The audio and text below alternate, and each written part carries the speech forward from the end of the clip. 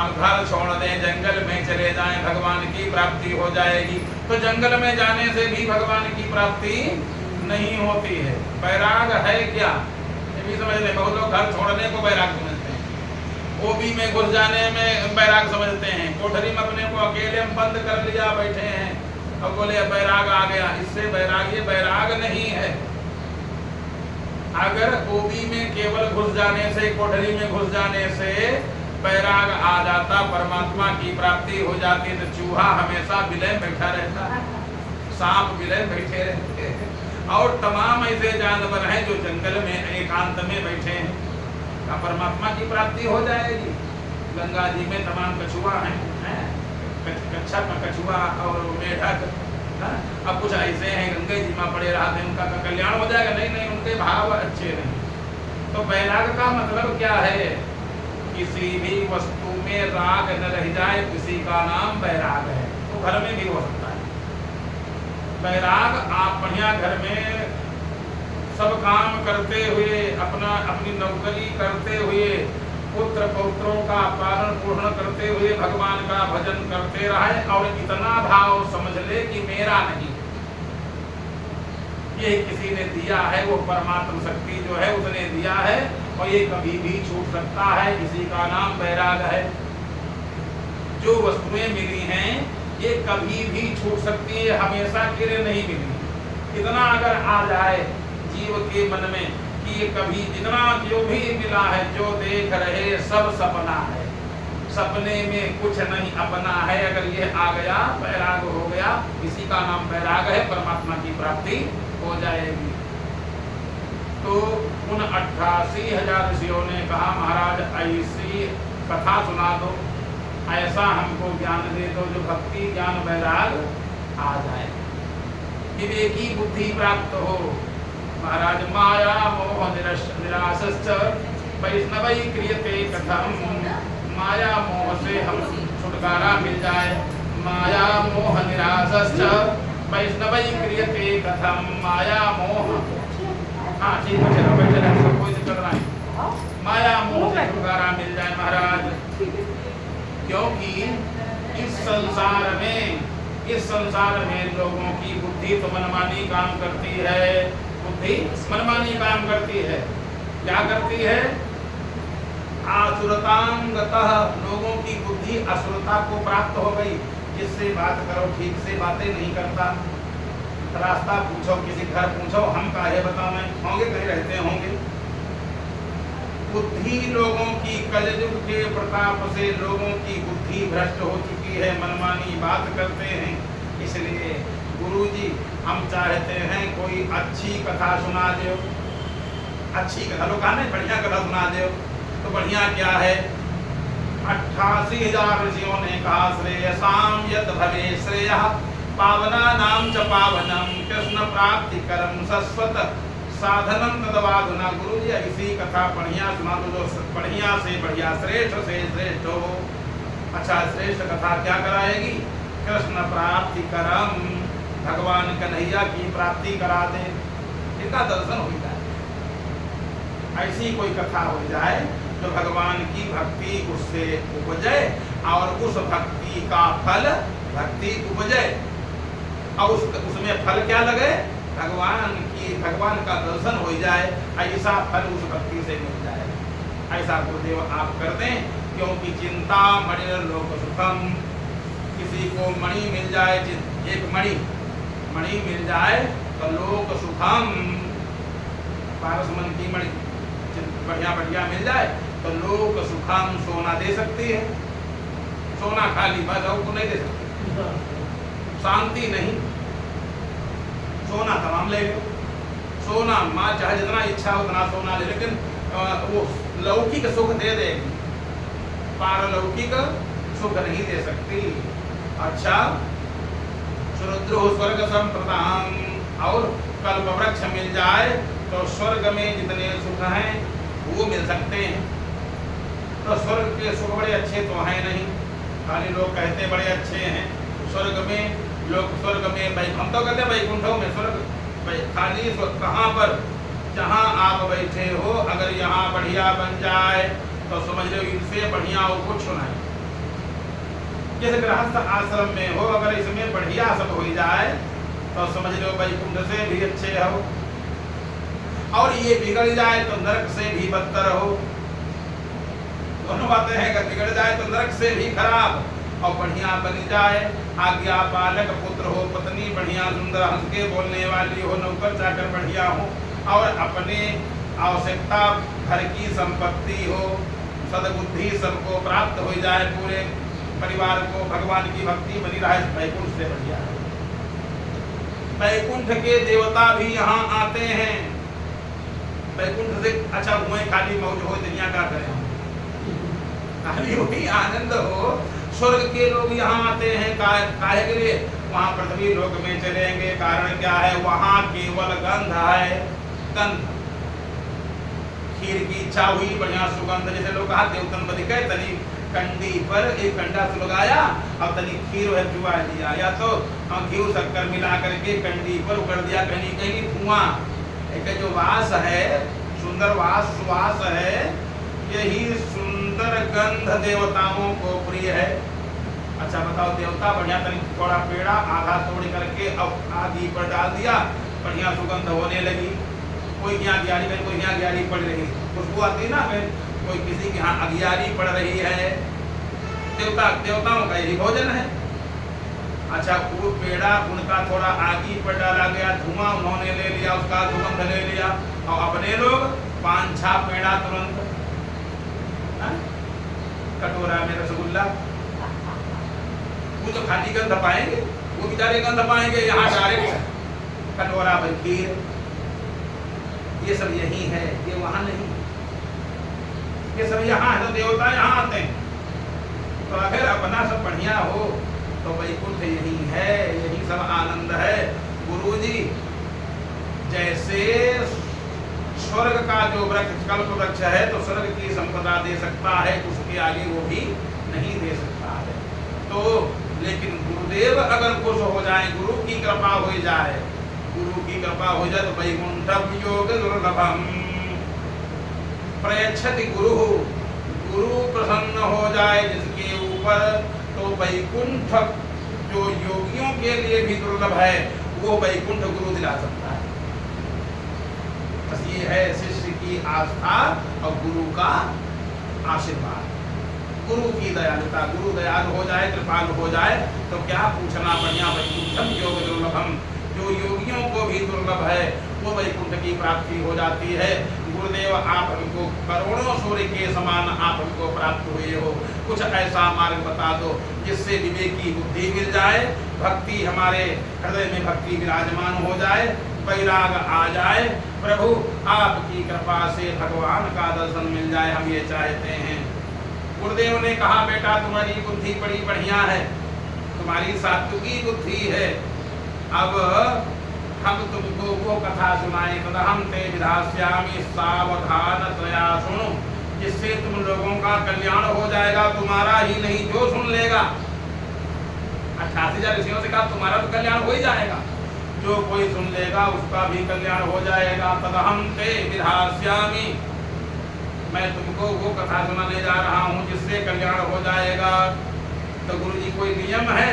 गुरु जी ने कहा हाँ नियम है, सावधानतया सुनो, सावधानी पूर्वक कथा सुनना।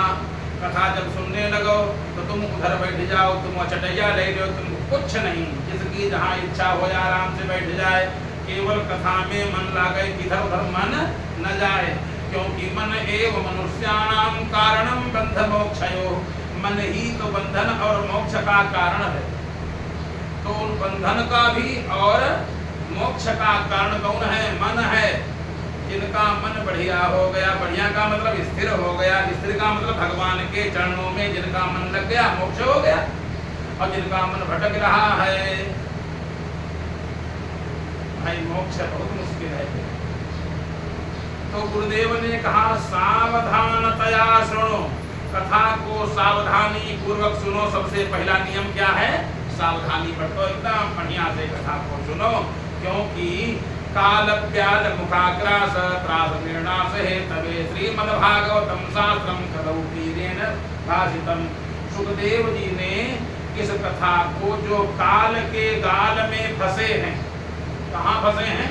काल के मुंह में। अब बचा कौन सकता?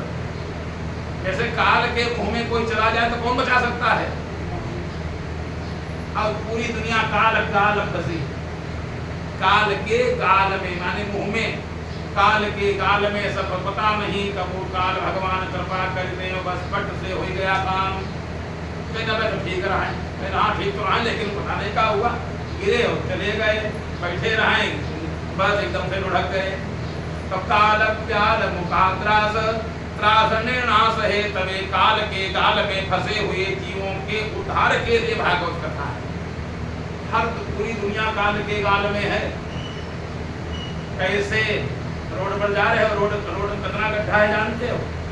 कितने भारी भारी पाइप पड़े हैं वहां, बिल्डोजर खोद के डाल दिया उसको। और कब धंस जाए,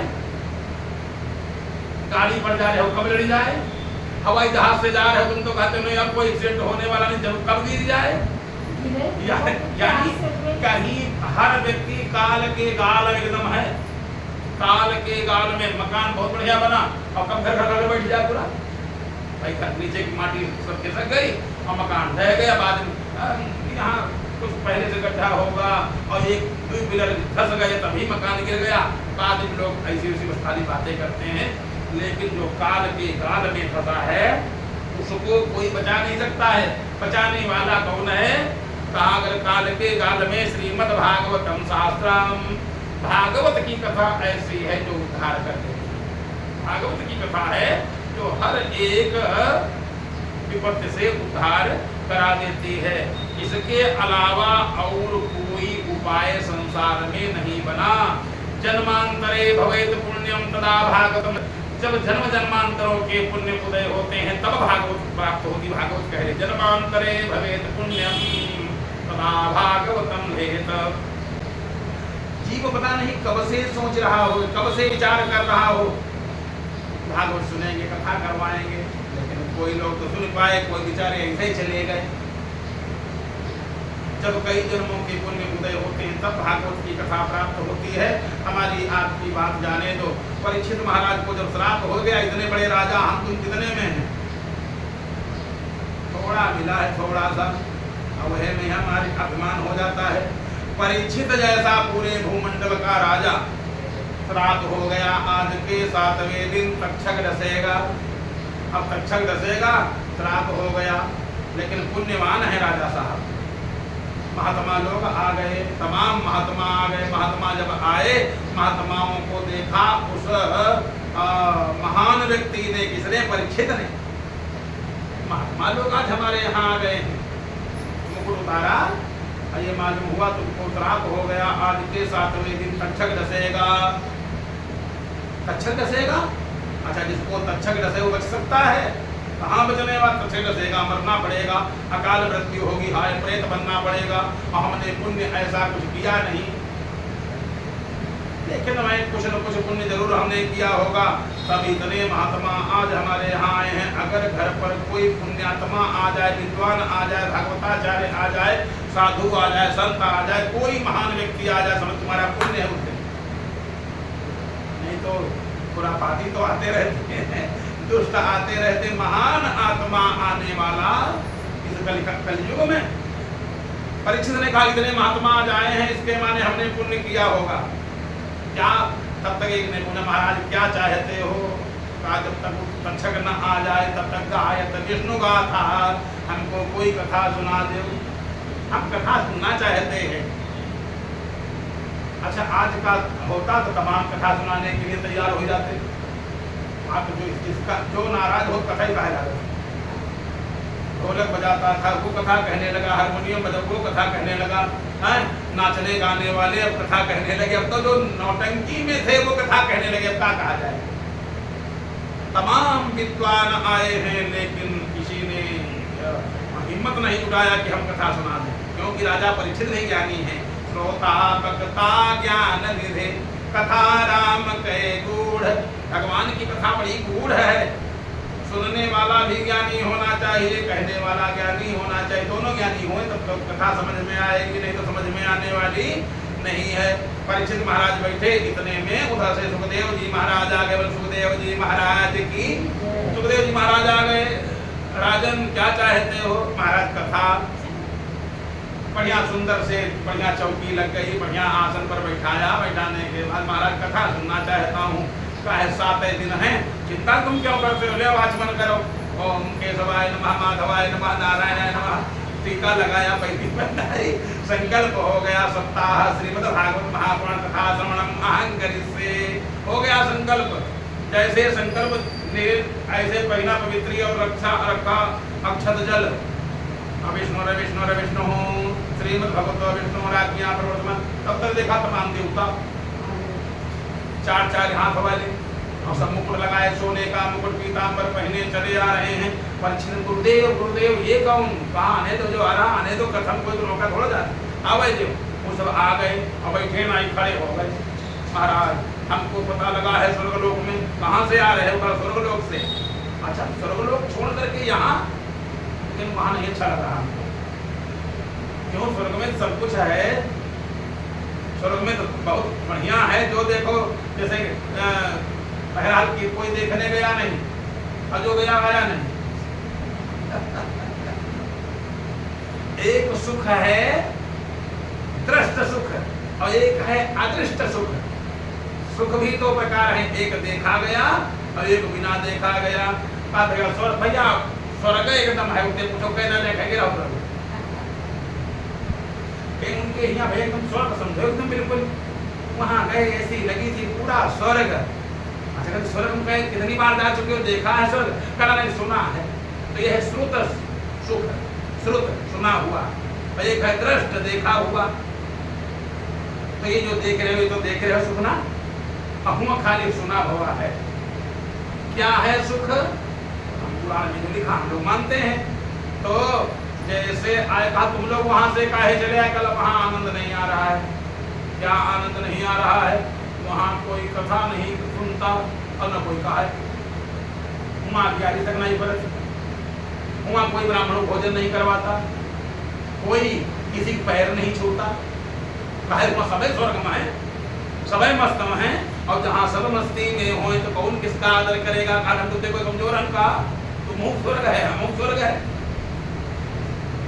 तो वहाँ ये कुछ नहीं, यहाँ तो अभिवादन है। एक दूसरे के पैर चाप रहे, कोई पैर दाब रहा, कोई सेवा कर रहा है, कोई बढ़िया बनाए भोजन करा रहा है, कोई अच्छे से बात करता कर, कोई बातें नहीं, हम अपने अपने घूम रहे हैं। किससे बात करो? कहा था तुमसे कमजोर करो ना। और यहाँ सब बढ़िया आदर सम्मान सब है, एक दूसरे का लोग आदर कर रहे हैं। तो यहाँ कैसे आना हुआ? हमने सुना था परीक्षित को रक्षक रसेगा, परीक्षित मरेंगे। तो हमने सोचा उपाय कर दें। क्या उपाय करोगे? अमृत लाए हैं, सुधा कुंभम प्रेक्षैव। ये सुधा माने अमृत का ये कलश ले लो। बदले में क्या लोगे? क्योंकि निस्वार्थ प्रेम बहुत कम देखा गया है महाराज। स्वार्थ की दुनिया है, स्वार्थ न हो तो कोई किसी से बोलेगा नहीं, नमस्ते नहीं करेगा। सब दुनिया स्वार्थ की है। और तो महाराज उतनी दूर से चल करके आए हो, अमृत का कलश लेकर के आए हो, तब फिर काहे के लिए? कल कुछ नहीं, बस कि जो संकल्प हो रहा है मासा नाम मासो तमे मासे। यहाँ पर परीक्षित का नाम हटा करके हमारा नाम कह दो। हमारा नाम, हमारे नाम से संकल्प हो और कथा हम लोग सुन लें और ये बढ़िया अमृत पिए और जाए आराम करें, राजपाठ करें। गुरु जी अब तो बड़ा दुविधा है। इसी का नाम धर्म संकट। इसी का नाम धर्म संकट। कभी कभी थोड़े काम के लिए दाम ज्यादा मिलते हैं, थोड़े काम के लिए दाम ज्यादा और काम कम और दाम बहुत ज्यादा। लेकिन करें कि न करें? काम कुछ अटपटा है तो फिर ये काम करें कि न करें? घर में पूछता है रुपया बहुत मिल रहा है, कहीं ले कहना नहीं, काम खराब न करे। अब धर्म संकट है, कथा ये सुनना चाहते हैं, अमृत हमको देना चाहे तो गुरु जी हम क्या करें? गुरु जी का तुम्हारी इच्छा, हम तुमको समझा सकते हैं। क्या समझा गुरु जी? हम क्या करें? गुरु जी का बदलने क्या? तो देवताओं ने कहा हम हम इसके बदले में जो चाहो दे सकते हैं, अमर कर सकते हैं जो चाहो। गुरु जी ने कहा एक तो मोल भाव करने वाले को कथा नहीं मिलती, ये मोल भाव करे इनको जाने इनको जाओ, तुम कथा नहीं सुन पाओगे। तुम खाली पैसा के दम पर, ऐश्वर्य के दम पर कथा सुनना चाहते हो तो ऐश्वर्य वाले संसार में पता नहीं कितने हैं, ऐश्वर्य वाले पता नहीं कितने हैं। पैसा के दम पर, किसी वस्तु के दम पर कथा नहीं सुनी जा सकती। ये कथा तो एक खाली है, ये कथा ये कोई सोचे कि पैसा के दम पर कथा हो जाएगी। यह गुण साधन ते नहीं होई, क्या कहा, यह गुण साधन ते नहीं होई, और तुम्हारी कृपा पाव कोई कोई। यह गुण साधन ते नहीं होई, कोई चाहे जितने रुपया खर्च कर दे, दिन ही जल्दी नहीं आता है भगवान की कृपा से। कहा यह गुण साधन ते नहीं होई, ये कथा, ये पुण्य, ये धर्म साधन ते नहीं होई। लोगों के यहाँ इतना अनाज है, इतना पकवान है, इतनी मलाई है कि सड़ जाए, फफूंदी लाग जाए, फेंक दी जाएगी, लेकिन का एक ब्राह्मण को, एक गरीब को भोजन हर व्यक्ति रहे एकदम विचार करे कब खवाए गए रहें, खाली सोचे तो कहने हम तो नहीं कई पान दादा खवावा। ऐसे ऐसे घर मिलेंगे, करोड़ों अरबों खरबों भरा है, फेंक दिया जाए। उनसे पूछो अच्छा बताओ 5 ब्राह्मण कब भोजन कराए, कहने हम नहीं उताता, दादी करौती रहे जब ते विदाई रही तब ते फिर कुछ नहीं बन पापा। यानी यह गुण साधन ते नहीं होई, ये जो गुण है ये साधन से नहीं हो पाता है। फिर तुम्हारी कृपा पाव कोई कोई, जिसके ऊपर परमात्मा की कृपा हो जाए वह कोई कर पाता, कोई कोई कोई करोड़ों में कोई कर पाता है। इसलिए ऐसा है महाराज, हम चाहते हैं किसके बदले में कुछ ले लो, और कथा हमको दिए, अमृत पी लो, बढ़िया अमर हो जाओगे। गुरु जी अमर हो जाएंगे तो क्या होगा, गुरु जी का तुम अमर हो जाओगे, कथा में अमर होना। अच्छा अगर अमर हो गए तब क्या होगा, फिर कब हजारों वर्ष करोड़ों वर्ष जिंदा रहोगे, मरोगे ही नहीं कभी। अच्छा गुरु जी हम कभी नहीं मरेंगे, हाँ कभी नहीं, तब तो बड़ा आनंद रहेगा, हम तो कभी नहीं मरेंगे। गुरु जी का हाँ आनंद तो बहुत रहेगा, लेकिन तुम्हारी पत्नी, तुम्हारी लड़का, और उसके बाद पोता, फिर पर पोता, फिर रिश्तेदार, सब तुम्हारे कंधे पर जाएंगे, सबको मरता तुम देखोगे, और एक अलग फिर लंबी उम्र बेकार। कितनी लंबी उम्र बेकार, जिसके कंधे पर पोती पोता सब जाएं, तो ऐसी उम्र भाई बेकार है। फिर तब हम अगर नहीं हूँ गुरु जी आप ही बताओ। गुरु जी ने कहा फिर ऐसा है, ये भागवत हम लोग पूछते भागवत क्या देगी, हम लोग इसे हैं पूछते हैं, कहे पंडित जी भला भागवत कितना लाभ हो जाए, हमने कहा दुकान थोड़ी ना देंगे, भागवत कोई दुकान नहीं है, भागवत कोई व्यापार नहीं है कि कितना लाभ होगा। भागवत तो भागवत जी की कृपा हो जाए, कन्हैया से मुलाकात हो जाए, कन्हैया का साथ मिल जाएगा, कन्हैया का लोक मिल जाएगा। बताओ है इसकी कोई कीमत, अमूल्य है। ये अमृत का तो मूल्य है, अमृत कीमती है, और इसका कोई मूल्य नहीं कह सकता है। परीक्षित ने गुरु जी पर हम कथा सुनेंगे, हम नहीं मतलब नहीं करेंगे, ये अपना अमृत ले जाए। देवता निराश हो गए, देवता निराश हो गए, और निराश हो करके चले गए। कहता है यहाँ का यही रुको, सुन ले, कहना हम यहाँ बैठे नहीं पाएंगे, हम लोग रुकेंगे वहीं। फिर यहाँ क्या करने आए थे, कल ही का आनंद ले आए रहे, हमने सोचा कि अब ये हमको मिल जाएगा, लेकिन मिला नहीं, अब हम जा रहे हैं। देवता निराश होकर के सबके सब चले गए। परीक्षित ने कथा सुना, राजा परीक्षित के लिए बढ़िया सा विमान आ गया, विमान पर बैठ करके जब जाने लगे, लोग आश्चर्य में पड़ गए कि भागवत का कितना बड़ा फल है, भागवत का कितना बड़ा फल है। तो ब्रह्मा जी के यहाँ एक तराजू बांधा गया, भागवत चलो फल तब ली जाए कितना हो, भागवत का फल तो तराजू 2 पलड़ा होते हैं। ब्रह्मा जी के यहाँ तराजू बांधा गया, सब देवता इकट्ठा भय, जितने इंद्राज देवता सब इकट्ठा भय, इतना बड़ा फल। राजा परीक्षित को देखो विमान आ गया, और कहाँ गए, स्वर्गलोक होते हुए वैकुंठ चले गए, यानी स्वर्गलोक में रुके नहीं, और स्वर्ग के लोग खाली नमस्ते करते रहे, नमस्ते नमस्ते, इंद्र इत्यादि स्वागत के लिए खड़े रहे, और परीक्षित को नमस्ते करते भय, और परीक्षित का स्वागत करते। अब जिसका स्वागत हो रहा हो कितना आनंद आएगा। परिचित बढ़िया बैठे आराम से विमान पर, फूलों की वर्षा हो रही है, गोविंद हरे गोपाल हरे हो रहा, बढ़िया विमान जा रहा, और सब देखा, सब असुर लोग के जो है सब खड़े हैं, स्वागत कर रहे हैं। परिचित को बड़ा आनंद आया, अगर कहीं बदलवनी कर लिया होता तब तो बड़े घाटे में पड़ जाते। बढ़िया चले गए भगवान के लोक में। अब देवताओं को जलन थोड़ी हुई, देवताओं ने कहा चलो तराजू बांधा जाए। ब्रह्मा जी के यहाँ तराजू बांधा गया, तो एक पलड़े पर जितने व्रत हैं, तीर्थ हैं, तीर्थों की सेवा करना, तीर्थों में जाकर के रहना, चातुर्मास करना, एकादशी, द्वादशी, पंचमी, जितने व्रत होते हैं एक पलड़े पर, सब तीर्थों का फल एक, सब दानों का फल एक पलड़े पर। अब भागवत का फल एक पलड़े पर रखा गया। इतने भागवत का जो पलड़ा था जमीन से टस मस तक नहीं हुआ, सब ऊंचे उठाई से। अब तराजू में अगर एक पलड़े पर वजन चीज रख दो तो वो जमीन छोड़ेगी नहीं, और बाकी सब टंग जाते हैं, इसे सब टंगे रह गए। जब ये देखा तब लोगों ने कहा कितना बड़ा फल है इस भागवत का। सबने कहा भाई, देवताओं ने कहा इसका फल कहाँ नहीं, ब्रह्मा जी ने कहा भाई इसका फल कहाँ नहीं जा सकता है। ये फल जो है भागवत खाली कथा मिल जाए फिर क्या पूछना। बड़ी सुंदर ये कथा है, और ये कथा सुखदेव जी ने कही है, व्यास जी ने लिखी, और सुखदेव जी ने ये कथा कब और कहाँ हुई। कहा एक बार की बात है, नारद जी कहते अयम अहम तो पृथ्वी व्यातो ज्ञात्वा ज्ञात्वा सतो मामिति पुष्करम च प्रयागम च काशीम गोदावरीम तथा। अब बताओ, अगर स्वर्गलोक में और सब लोगों में बड़ा आनंद होता तो लोग यहाँ क्यों आते, देवता आए यहाँ।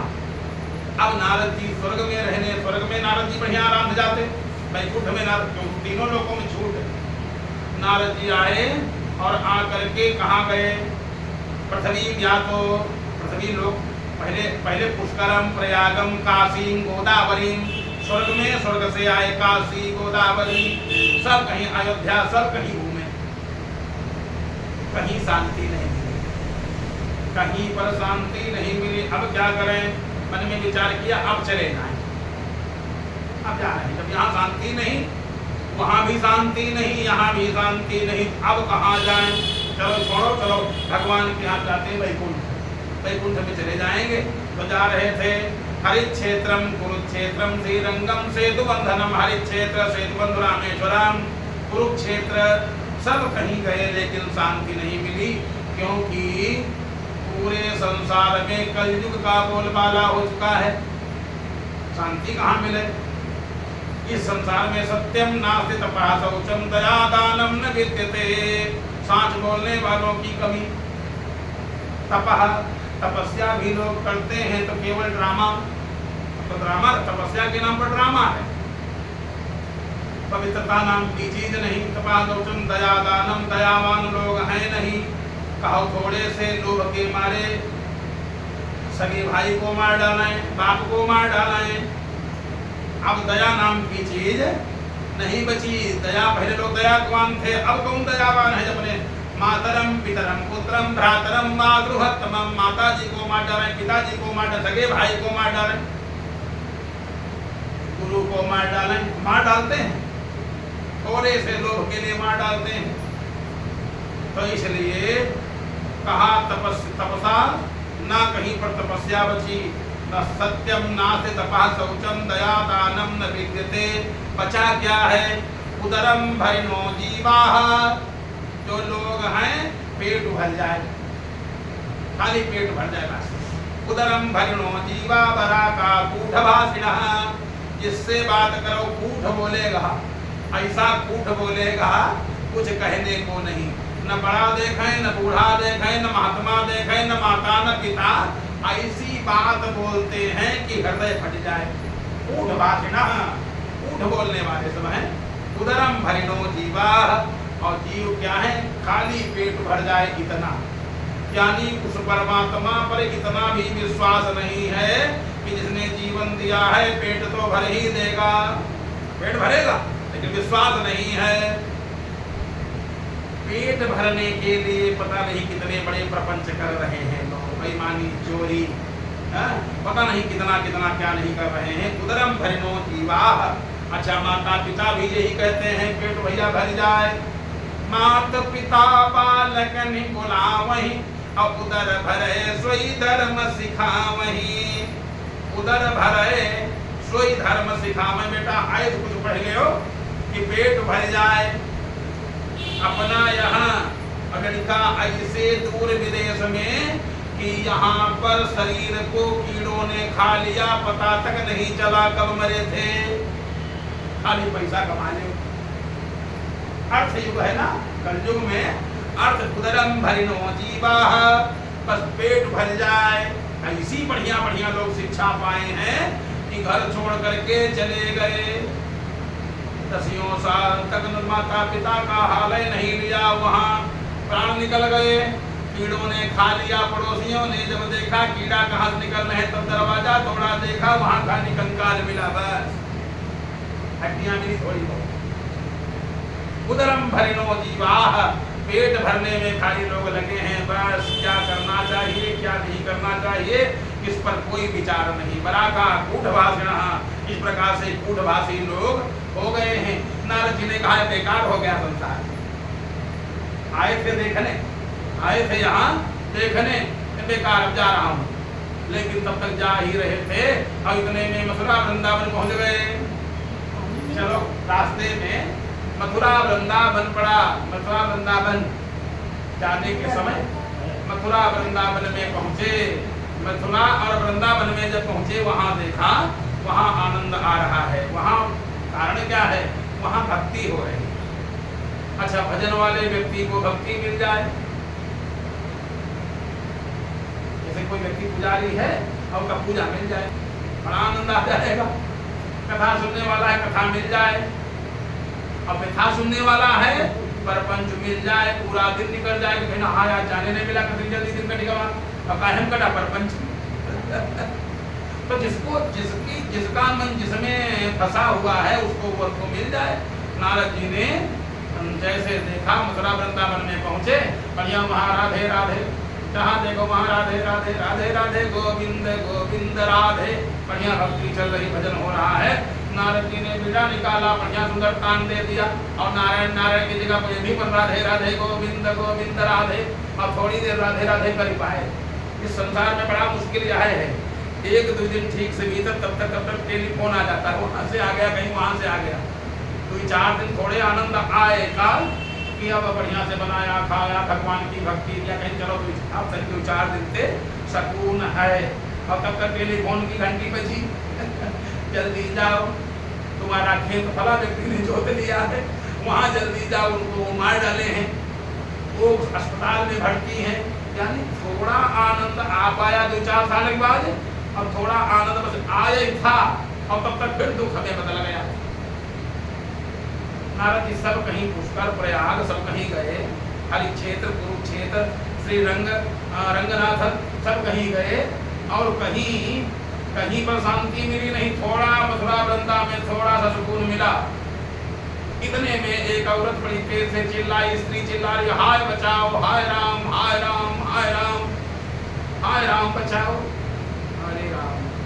नारद जी ने कहा कि जो रो रहा है या रो रही है ये कोई भगवान की भक्त है, क्योंकि हाय राम बचा लो। हाय राम कौन कहेगा, हाय राम भगवान का भक्त कहेगा, और भक्त नहीं होगा तो हाय भैया बचाओ, हाय दादा बचाओ, हाय भैया बचाओ, हाय दादा बचा लो, हाय पापा बचा लो, ये कहेगा। हाय राम बचा लो नहीं, राम राम कोई कह रहा है, राम राम ते सुमिरन कीन्हा, हृदय हरस कपि सज्जन चीन्हा। राम राम कह रहा है कि मैं सज्जन होगा। ये जो राम राम कह रही है, हमको लगता कोई है भगवान की भक्ति कष्ट में पड़ गई होगी, तो यही से ना हाथी करी हम पहचानी, इससे मुलाकात मैं करूंगा, बिना बजाना बंद। और जल्दी से भागे कि दुखी है उसके पास पहुंच गए।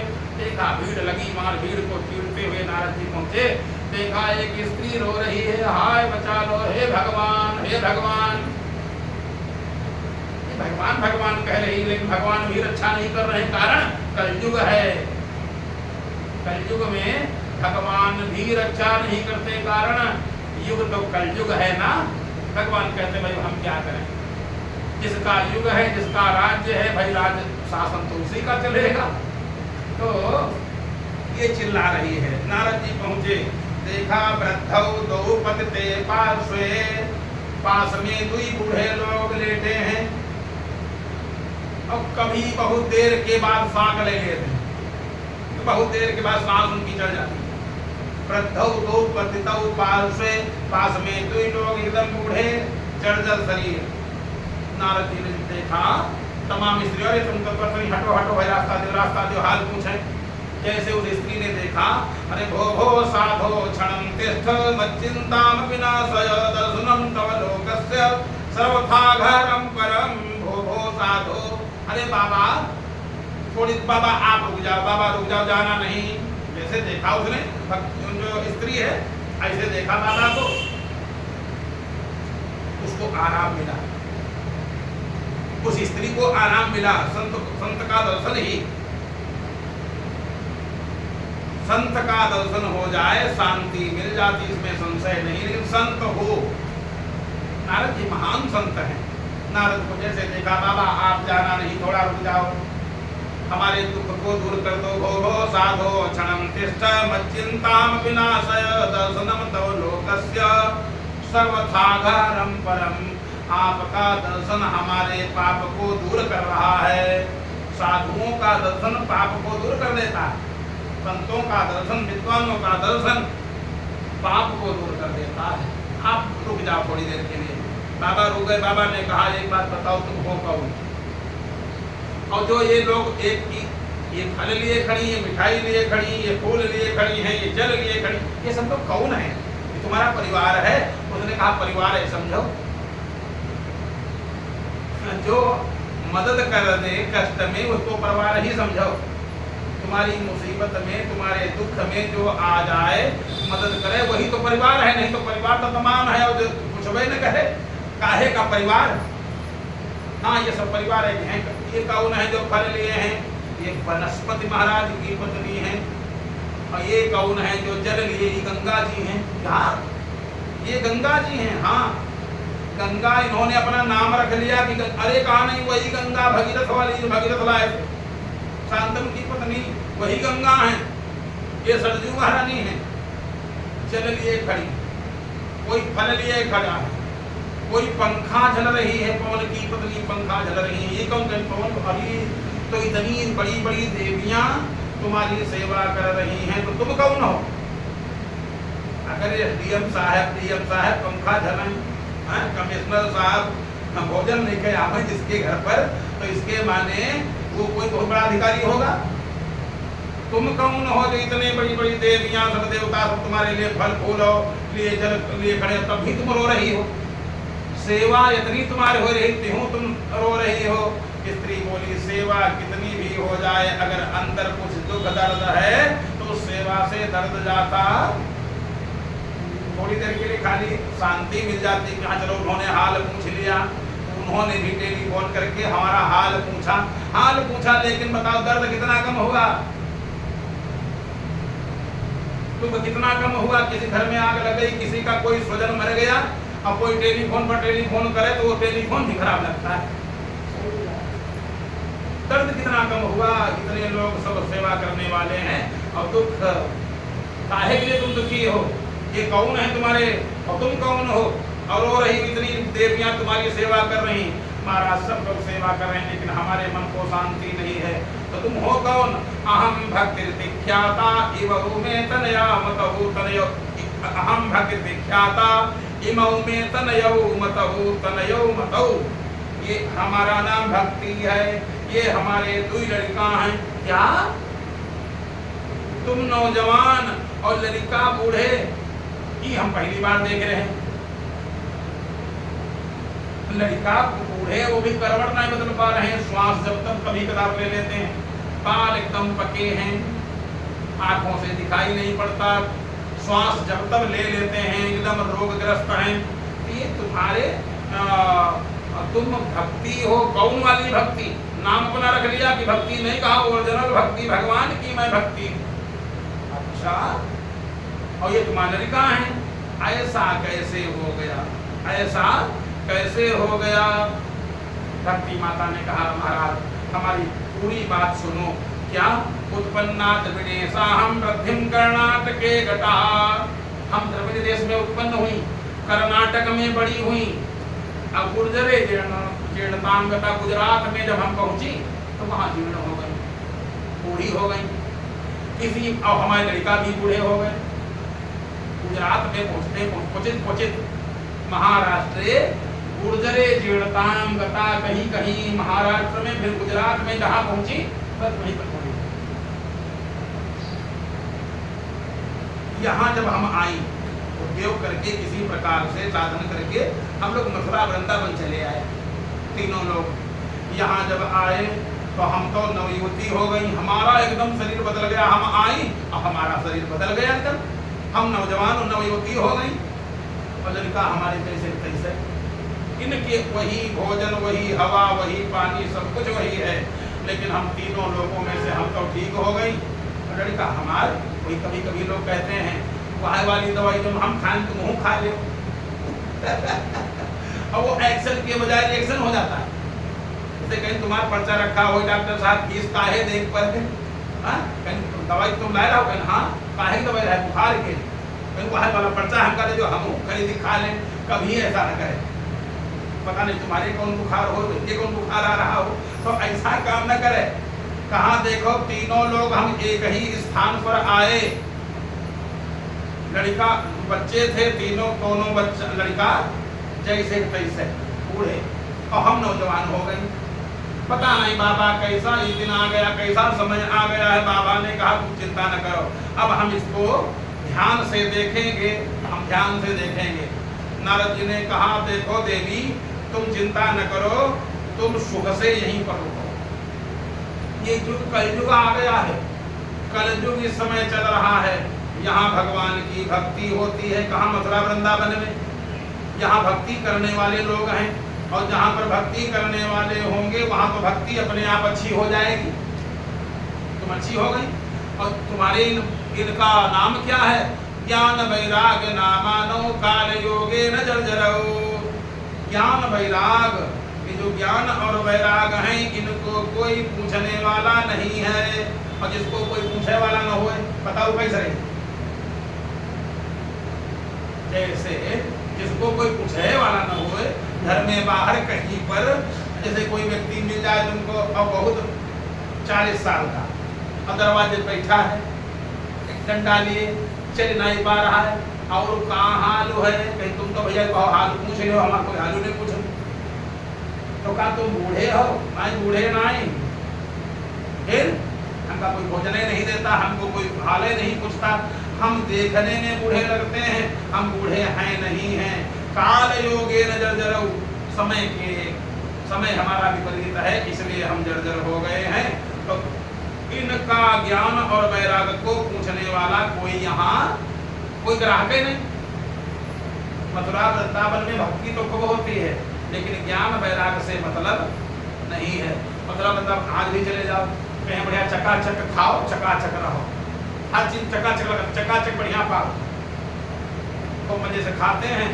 और जब मन आया तो राधे राधे गोविंद गोविंद राधे को भक्ति करनी, तो भक्ति तो वहाँ हरी भरी है, लेकिन ज्ञान वैराग से कोई मतलब नहीं है, इसलिए जर्जर हो गए हैं। नारद जी ने कहा लेकिन देवी तुम चिंता न करो, हम इनके लिए व्यवस्था करेंगे। कहा हम इनके लिए व्यवस्था करेंगे। क्या व्यवस्था करोगे? हम इनको ठीक कर देंगे। इन लोगों का जो बुढ़ापा है, ये बुढ़ापा हम दूर कर देंगे। नारद जी ने तमाम मंत्रों को कहा, मंत्र बोलने लगे नारद जी। तमाम मंत्र बोलते हैं काहे से क्या